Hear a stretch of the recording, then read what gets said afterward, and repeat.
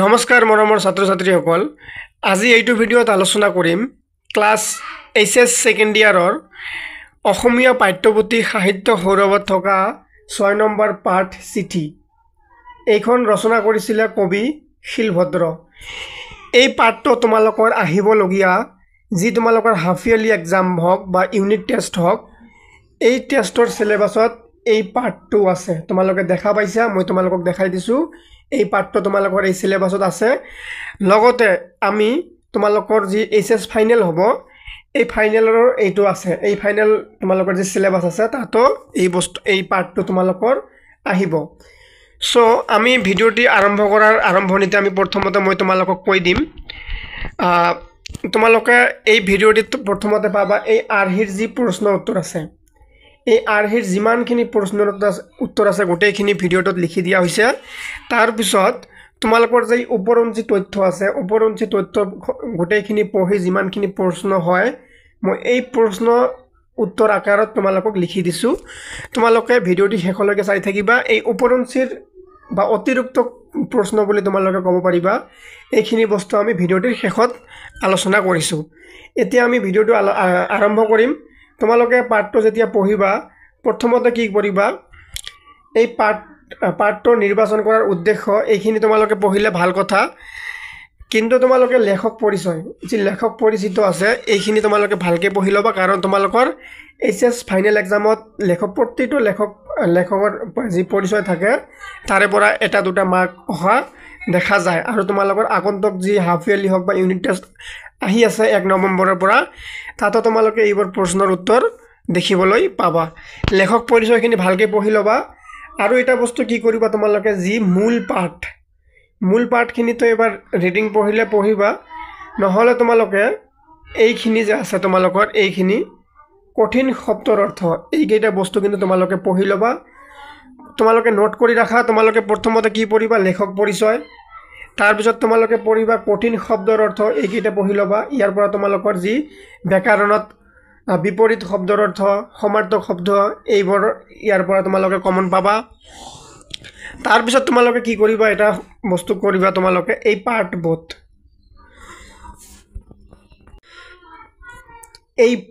পঢ়িলে পাঠৰ মূল কথাখিনি তোমালোকে কি কৰিবা মুখস্থ নহয় ভালকে বুজি লৈ পঢ়িবা। এই পাঠবোধখিনি যেতিয়া তোমালোকে বুজিবা নিজৰ ভাষাত যিকোনো দীঘল প্ৰশ্ন আহিলে তোমালোকে উত্তৰ কৰিব পাৰিবা।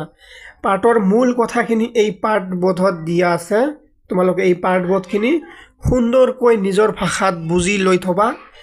লেখক পৰিচয়খিনি পঢ়িবা। তাৰপিছত এতিয়া আমি আলোচনা কৰিম তোমালোকৰ যি আৰ্হি প্ৰশ্ন আছে। এই আৰ্হিৰ প্ৰশ্নবোৰ এতিয়া আমি আলোচনা কৰিম, তোমালোকে চাই থাকা। তোমালোকৰ আৰ্হি প্ৰশ্নৰ ক নম্বৰত আছে অতি চমু প্ৰশ্ন, মানে এই প্ৰশ্নৰ উত্তৰবোৰ চমু হ'ব বা চুটি হ'ব। 1 নম্বৰত তোমালোকক সুধিছে চিঠি গল্পটো শিলভদ্ৰৰ কোনখন সংকলনৰ পৰা লোৱা হৈছে। ভেৰি ইম্পৰ্টেণ্ট প্ৰশ্ন। চিঠি গল্পটো শিলভদ্ৰৰ 1994 চনত প্ৰকাশিত চিঠি আৰু অন্যান্য গল্প সংকলনৰ পৰা লোৱা হৈছে। এইটো তোমালোকৰ হৈ গ'ল।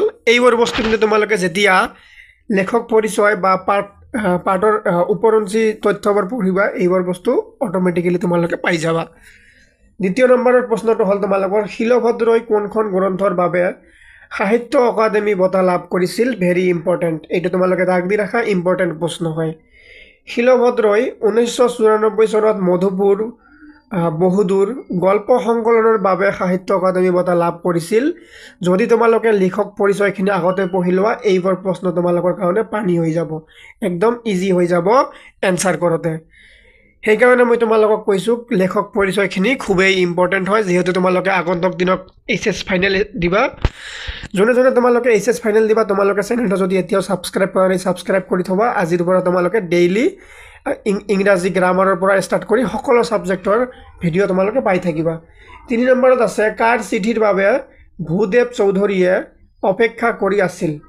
উত্তৰ হ'ব ভূদেৱ চৌধুৰীয়ে তেওঁৰ ঘনিষ্ঠ বন্ধু প্ৰশান্ত শৰ্মাৰ চিঠিৰ বাবে অপেক্ষা কৰি আছিল। 4 নম্বৰত দিয়া আছে প্ৰশান্ত শৰ্মাৰ মৃত্যুৰ খবৰটো ভূদেৱ চৌধুৰীক কোনে দিছিল। উত্তৰ হ'ব প্ৰশান্ত শৰ্মাৰ মৃত্যুৰ খবৰটো ভূদেৱ চৌধুৰীক প্ৰশান্ত শৰ্মাৰ ভতিজা ল'ৰাজনে দিছিল। এইবোৰ কিন্তু ইম্পৰ্টেণ্ট হয় প্ৰশ্নবোৰ, তোমালোকে লগে লগে তোমালোকৰ নিজৰ বহীত লিখি ল'বা। 5 নম্বৰত দিয়া আছে ভূদেৱ চৌধুৰী টিংখংলৈ কিয় গৈছিল? উত্তৰ হ'ব ভূদেৱ চৌধুৰী বিয়াৰ পিছত কিছুমান অসুবিধাৰ কাৰণে কিছুদিন অকলে বাগানত আছিল আৰু তেওঁৰ পৰিবাৰক গাঁৱৰ ঘৰত ৰাখিছিল। তেতিয়া তেওঁৰ পৰিবাৰৰ পৰা তেওঁলৈ চিঠি আহিছিল। এই চিঠিখন সোনকালে পাবলৈ তেওঁ টিংখঙত থকা ডাকঘৰলৈ গৈছিল, যাৰ দূৰত্ব আছিল কমেও 4 মাইল। এইবোৰ প্ৰশ্ন কিন্তু ইম্পৰ্টেণ্ট হয়, তোমালোকে লিখি ল'বা। এতিয়া তোমালোকৰ আৰ্হি প্ৰশ্নৰ খ নম্বৰত দিছে চমু প্ৰশ্ন।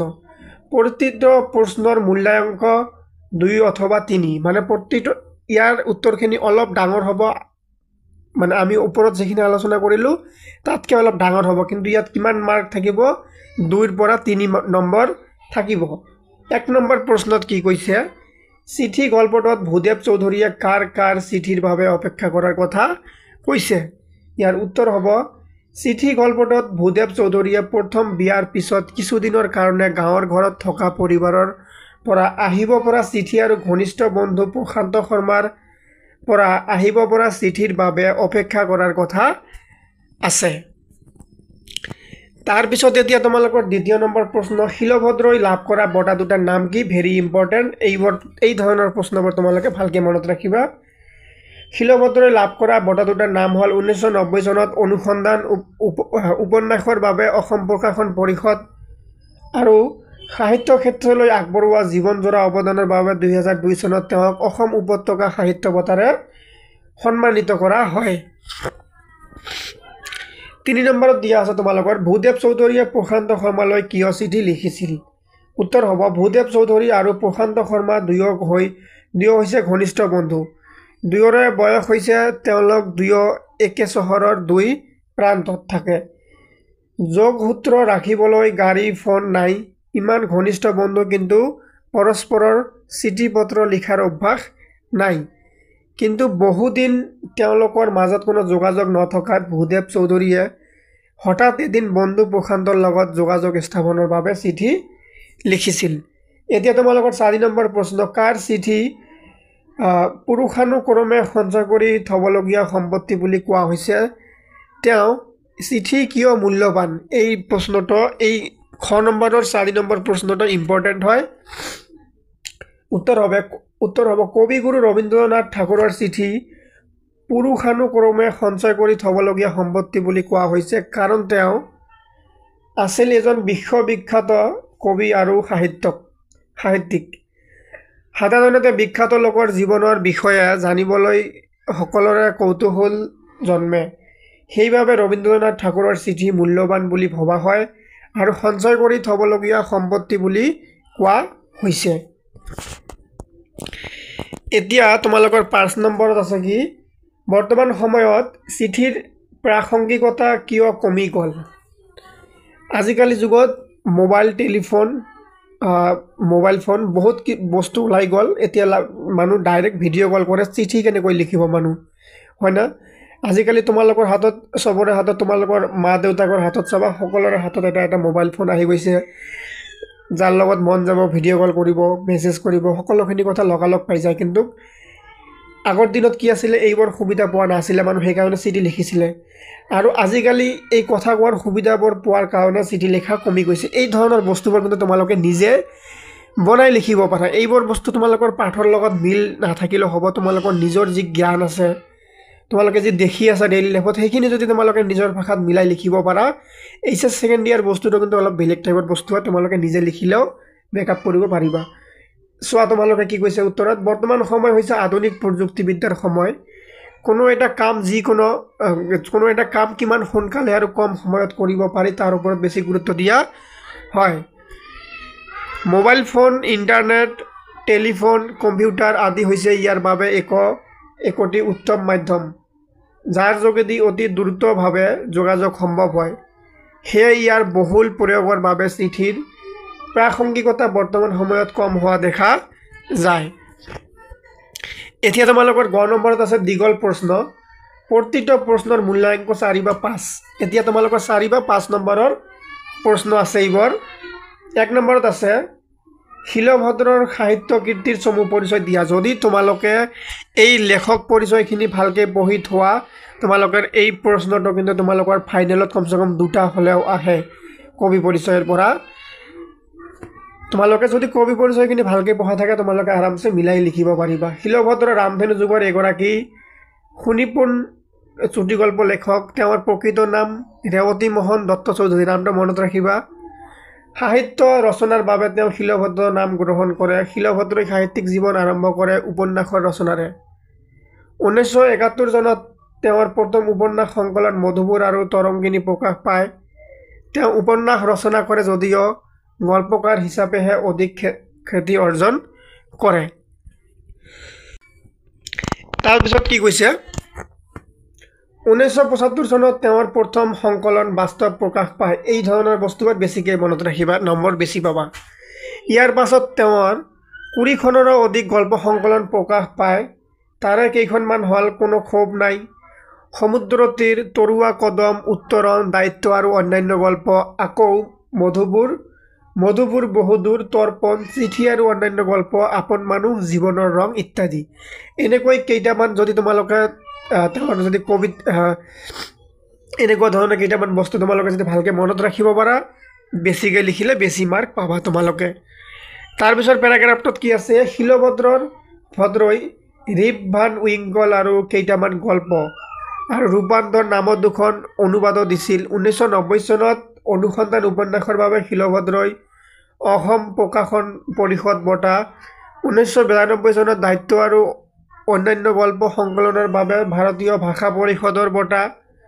আৰু 1994 চনত মধুপুৰ বহুদূৰ গল্প সংকলনৰ বাবে সাহিত্য একাডেমী বঁটা লাভ কৰে সাহিত্য ক্ষেত্ৰলৈ আগবঢ়োৱা জীৱনজোৰা অৱদানৰ বাবে 2002 চনত তেখেতক অসম উপত্যকা সাহিত্য বঁটাৰে সন্মানিত কৰা হয় এই লাষ্টৰ প্যাৰাগ্ৰাফটো বেছি ইম্পৰ্টেন্ট হয় এই দুটা বেছি ইম্পৰ্টেন্ট হয় ঠিক আছে এই দুটা বস্তু তোমালোকে অলপ বেছিকৈ গুৰুত্ব দিবা এই দুটা প্যাৰাগ্ৰাফত যিমান সৰুকৈ কৰা যায় মই সিমান সৰুকৈ উত্তৰবোৰ তোমালোকক দিয়াৰ চেষ্টা কৰিছো তোমালোকৰ দ্বিতীয় নম্বৰ প্ৰশ্নত আছে চিঠি চুটি গল্পটিৰ কাহিনী ভাগ চমুকৈ তোমাৰ নিজৰ ভাষাত লিখা উত্তৰ হ'ব শিলভদ্ৰৰ চিঠি নামৰ চুটি গল্পটি এখন চিঠি আৰু সেই চিঠিখনৰ লগত জড়িত মানুহৰ অন্তৰৰ আবেগ অনুভূতি কেন্দ্ৰ কৰি গঢ় লৈ উঠিছে চাকৰিৰ পৰা অৱসৰৰ পিছত অনুভৱ হোৱা একাকিত্বৰ পৰা মুক্তি বিচাৰি আৰু মনে মিলা বন্ধুৰ সান্নিধ্য লাভৰ আনন্দ বিচাৰি ভূদেৱ চৌধুৰীয়ে নিজৰ পুৰণা বন্ধু প্ৰশান্ত শৰ্মালৈ এখন চিঠি লিখি পঠিয়ালে অধীৰ অপেক্ষাৰে চিঠি উত্তৰ লৈ বাট চাই থকাৰ সময়তে তেওঁ জানিব পাৰিলে যে প্ৰশান্ত শৰ্মা মানুহজন ঢুকাল শৰ্মাৰ ঘৰত খবৰ ল'বলৈ গৈ ভূদেৱ চৌধুৰীয়ে গম পালে যে মৃত্যুৰ আগতে শৰ্মাৰ ঘৰখনত চিঠিখন এক আনন্দময় পৰিৱেশৰ সৃষ্টি কৰিছিল আনকি প্ৰশান্ত শৰ্মাই চিঠিৰ উত্তৰ দিবলৈ এটা লেফাফাও যোগাৰ কৰিছিল কিন্তু সেয়া হৈ নুঠিল কথাখিনি গম পাই ভূদেৱ চৌধুৰীৰ হৃদয় শোকত উথলি উঠিছিল চৌধুৰীয়ে নিজে যিখিনি আনন্দৰ বাবে বাট চাই আছিল সেইখিনি আনন্দ বন্ধু প্ৰশান্ত শৰ্মাই লাভ কৰিলে তাকেই উপলব্ধি কৰি তেওঁ আৱেগিক হৈ পৰিল এনেদৰে অপ্ৰাপ্তিৰ মাজত লুকাই থকা মধুৰতা গল্পটিৰ মাজত সুন্দৰ ৰূপে ফুটি উঠিছে এতিয়া আছে তোমালোকৰ 3 নম্বৰ প্ৰশ্ন ভূদেৱ চৌধুৰীৰ চিঠিখনে প্ৰশান্ত শৰ্মাৰ ঘৰত কেনে প্ৰতিক্ৰিয়াৰ সৃষ্টি কৰিছিল উত্তৰ হ'ব ভূদেৱ চৌধুৰীৰ মূল্যৱান চিঠিখনে প্ৰশান্ত শৰ্মাৰ ঘৰত এক আনন্দমুখৰ পৰিৱেশৰ সৃষ্টি কৰিছিল পুৰণি বন্ধু চৌধুৰীৰ চিঠিখন প্ৰশান্ত শৰ্মা ইমানেই অভিভূত হৈ পৰিছিল যে তেওঁলোকৰ ঘৰলৈ জিয়াই গৈছিল তাকেই তেওঁ চিঠিখন দেখুৱাইছিল তদুপৰি মুখত কেৱল বন্ধুৰ কথাকেই উলিয়াইছিল একেলগে কি কৰিছিল কত গৈছিল সেইবোৰকে প্ৰশান্ত শৰ্মাই সকলোৰে আগত কৈছিল আনকি উত্তৰ দিবৰ নিমিত্তে এটা লেফাফাও পুতেকৰ হতুৱাই আনি থৈছিল প্ৰশান্ত শৰ্মাৰ খবৰ ল'বলৈ যাওঁতে শৰ্মাৰ পুত্ৰ কন্যা আৰু পত্নীয়ে এই কথাখিনি ভূদেৱ চৌধুৰীক ব্যক্ত কৰিছিল 4 নম্বৰ প্ৰশ্ন আপনজনৰ পৰা চিঠি পোৱা আৰু আপনজনৰ চিঠিৰ বাবে অপেক্ষা কৰি থকা মধুৰতাখিনি চিঠি গল্পটোত কেনেদৰে প্ৰকাশ পাইছে বুজাই লিখা ইম্পৰ্টেণ্ট হয় প্ৰশ্নবোৰ গল্পকাৰ শিলভদ্ৰৰ চিঠি চুটি গল্পটিত চিঠিক কেন্দ্ৰ কৰি সৃষ্টি হোৱা মধুৰতাখিনি সুন্দৰ ৰূপত ফুটি উঠিছে এই সময়ত চিঠিয়েই আছিল মানুহৰ যোগাযোগৰ প্ৰধান মাধ্যম এখন চিঠিৰ বাবে কৰা অপেক্ষাৰ সময়খিনিতো মধুৰতম চাকৰিৰ পৰা অৱসৰ গ্ৰহণৰ পিছত একাকিত্বৰ পৰা মুক্তি পাবলৈ ভূদেৱ চৌধুৰীয়ে পুৰণি বন্ধু প্ৰশান্ত কমললৈ এখন চিঠি লিখিছিল তাৰ পিছদিনাৰে পৰা তেওঁ চিঠিৰ উত্তৰৰ বাবে অপেক্ষা কৰিছিল চৌধুৰীয়ে চিঠি অহাৰ সময়খিনিত বাহিৰৰ কোঠাত বহি বাটৰ ফালে দৃষ্টি নিবদ্ধ কৰি ৰাখে কেতিয়াবা কিবা কাৰণত পিয়নজন অহাৰ সময়খিনিত ঘৰত নাথাকিলে ঘৰলৈ উভতি আহিয়ে চৌধুৰীয়ে পৰিবাৰক চিঠি পত্ৰ কিবা আহিছে নেকি বুলি প্ৰশ্ন কৰে তাৰপিছত কি কৈছে আন এক প্ৰসংগ অনুসৰি বিয়াৰ পিছত চৌধুৰীয়ে পৰিবাৰক কিছুদিনৰ বাবে গাঁৱৰ ঘৰত থৈ বাগানত থকা দিনকেইটাত তেওঁৰ পত্নীৰ পৰা আহিব লগা চিঠিখনৰ বাবে ব্যাকুল হৈ অপেক্ষা কৰিছিল আনকি কেতিয়াবা চাইকেলখন লৈ তেওঁ বাগানৰ পৰা টিংখংলৈ 4 মাইল বাট আগুৱাই গৈছিল কাৰণ 3 বজাত ডাকৱালজন আহি বাগান পোৱালৈ তেওঁ ধৈৰ্য ধৰি ৰৈ থাকিব নোৱাৰিছিল আনফালে আকৌ ভূদেৱ চৌধুৰীৰ পৰা হঠাৎ চিঠিখন পাই প্ৰশান্ত শৰ্মা আনন্দত আত্মহাৰা হৈ পৰিছিল সকলোকে চৌধুৰীয়ে কথা কৈ ব্যতিব্যস্ত হৈ পৰিছিল চৌধুৰীৰ লগত কটোৱা প্ৰতিটো মুহূৰ্তৰ প্ৰতিটো কথাই শৰ্মাৰ আনৰ আগত কৈছিল ঘৰলৈ কোনোবা আলহী আহিলেও তেওঁ চৌধুৰীৰ চিঠিখন দেখুৱাইছিল এনেদৰে চিঠি গল্পটিত আপনজনৰ পৰা পোৱা চিঠিৰ মধুৰতাখিনি অতি আকৰ্ষণীয় ৰূপত প্ৰকাশ পাইছে এতিয়া আছে তোমালোকৰ 5 নম্বৰ প্ৰশ্ন চিঠি গল্পটিৰ নামকৰণৰ সাৰ্থকতা বিচাৰ কৰা ইম্পৰ্টেণ্ট হয় এই চিঠি গল্পটিৰ নামকৰণ যি নাম দিছে চিঠি বুলি এইটো কিমানখিনি ভাল হৈছে কিমানখিনি সাৰ্থক হৈছে সেইখিনি তোমালোকক বিচাৰ কৰিব লাগে যে ঠিক হৈছে নে নহয় বা ভাল হৈছে কেনেকৈ ভাল হৈছে এইখিনি তোমালোকে বিচাৰ কৰিব লাগে চিঠি গল্পটিৰ নামকৰণৰ সাৰ্থকতা বিভিন্ন দিশত দেখা যায় বিশেষকৈ বিষয়বস্তুৰ ইংগিত মূল চৰিত্ৰৰ পৰিচয় কেন্দ্ৰীয় ভাৱ ইত্যাদি তাৰপিছত আছে তোমালোকৰ গল্পৰ বিষয়বস্তু চিঠিক লৈয়ে গঢ় লৈ উঠিছে ভূদেৱ চৌধুৰীয়ে তেওঁৰ শৈশৱৰ বন্ধু প্ৰশান্ত শৰ্মালৈ চিঠি পঠিয়াই উত্তৰৰ বাবে অপেক্ষা কৰিছে প্ৰসংগক্ৰমে ৰবীন্দ্ৰনাথ ঠাকুৰে বিভিন্ন জনলৈ লিখা চিঠিবোৰ গুৰুত্বৰ কথা কোৱা হৈছে লগতে ভূদেৱ চৌধুৰী ঘৰৰ পৰা আঁতৰত থাকোঁতে পত্নীৰ চিঠিৰ বাবে অধীৰ আগ্ৰহেৰে অপেক্ষা কৰাৰ কথা উল্লেখ কৰা হৈছে আকৌ এখন চিঠিয়েই হ'ল ঘটনাৰ কেন্দ্ৰবিন্দু ভূদেৱ চৌধুৰীয়ে প্ৰশান্ত শৰ্মালৈ প্ৰেৰণ কৰা চিঠিখনক কেন্দ্ৰ কৰি দুখন ঘৰত উৎকণ্ঠা আৰু আনন্দময় এই আৰুটো তোমালোকে ঠিক কৰি ল'বা আনন্দময় পৰিৱেশৰ সৃষ্টি হৈছে চিঠিৰ উত্তৰ লিখাৰ পৰিকল্পনা প্ৰশান্ত শৰ্মাৰ মৃত্যুৰ লগে লগেই শেষ হৈছে আনকি বন্ধুৰ মৃত্যুৰ খবৰ ল'বলৈ যোৱা ভূদেৱ চৌধুৰীক সকলোৱে সেই চিঠিখনৰ কথাকে কৈছে এনেদৰে বিশ্লেষণ কৰি দেখা যায় যে এখন চিঠিক অৱলম্বন কৰিয়েই ঘটনাটোৰ চকৰি ঘূৰিছে সেয়েহে চিঠি গল্পটিৰ নামকৰণ সাৰ্থক হৈছে বুলি বুলিব পাৰি এইখিনিতে তোমালোকৰ যি আৰ্হি প্ৰশ্ন আছিল গোটেইখিনি হৈ গ'ল এতিয়া আমি পঢ়িম উপৰঞ্চি বা অতিৰিক্ত প্ৰশ্নৰ উত্তৰ বুলি তোমালোকে ক'ব পাৰিবা প্ৰথমটো হৈছে শিলভদ্ৰৰ জন্ম ক'ত আৰু কেতিয়া হৈছিল এইখিনি বস্তু তোমালোকে যদি কবি পৰিচয়খিনি ভালকৈ পঢ়া তথাপিও হৈ যাব শিলভদ্ৰৰ জন্ম 1924 চনত ধুবুৰী জিলাৰ গৌৰীপুৰত হৈছিল মনত ৰাখিবা দ্বিতীয় নম্বৰত আছে শিলভদ্ৰৰ প্ৰকৃত নাম কি আছিল ইম্পৰ্টেণ্ট হয় শিলভদ্ৰৰ প্ৰকৃত নাম আছিল ৰেৱতী মোহন দত্ত চৌধুৰী 3 নম্বৰত দিয়া আছে শিলভদ্ৰ কৰ পৰা কি বিষয়ত স্নাতক ডিগ্ৰী লাভ কৰিছিল শিলভদ্ৰই বাংলাদেশৰ কাৰমাইকেল কলেজৰ পৰা গণিত বিষয়ত স্নাতক ডিগ্ৰী লাভ কৰিছিল